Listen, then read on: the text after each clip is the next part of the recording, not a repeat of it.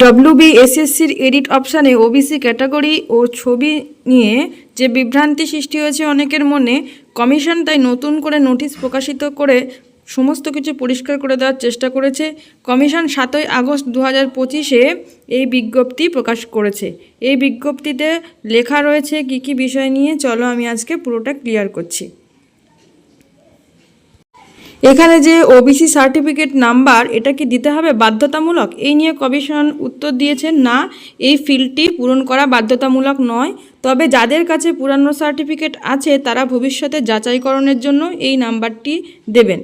যারা নতুন আবেদনকারী রয়েছে, যাদের ক্যাটাগরি পরিবর্তন হয়েছে কিন্তু এখনও নতুন সার্টিফিকেট পাননি, তারা এই জায়গাটি ফাঁকা রাখতে পারেন।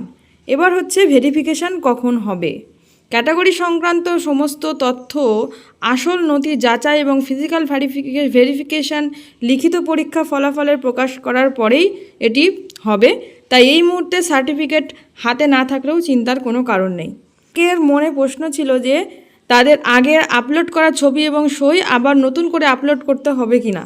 এই উদ্দেশ্যে কমিশন জানিয়েছেন, পুনরায় আপলোডের কোনো প্রয়োজন নেই। যদি আপনার আপলোড করা ছবি স্পষ্ট থাকে এবং ছবির নিচে আপনার সই পরিষ্কারভাবে বোঝা যায়, তাহলে দ্বিতীয়বার আপলোড করার কোনো প্রয়োজন নেই। কারা আবার আপলোড করবেন? এই সুযোগটি মূলত সেই সকল পরীক্ষার্থীদের জন্য যারা আগে ভুল ছবি বা অস্পষ্ট সই আপলোড করেছিলেন তাদের জন্য।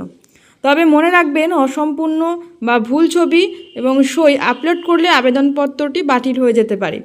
এই বিষয়টি অত্যন্ত গুরুত্ব দিয়ে দেখা উচিত। সবশেষে কমিশন বার্তা পরিষ্কার যে যারা সঠিকভাবে আবেদনপত্র পূরণ করেছেন তাদের দুশ্চিন্তার কোনো কারণ নেই। তবে একবার নিজের আবেদনপত্রটি খুলে মিলিয়ে নিন। যদি কোনো ভুল থাকে তবে কমিশনদের দেওয়া নির্দেশিকার মতে বা নির্দেশিকা মেনে দ্রুত সংশোধন করুন। আজকের ছিল এইটুকুই আপডেট। ভিডিওটি ভালো লাগলে অবশ্যই আপনারা শেয়ার করে দেবেন।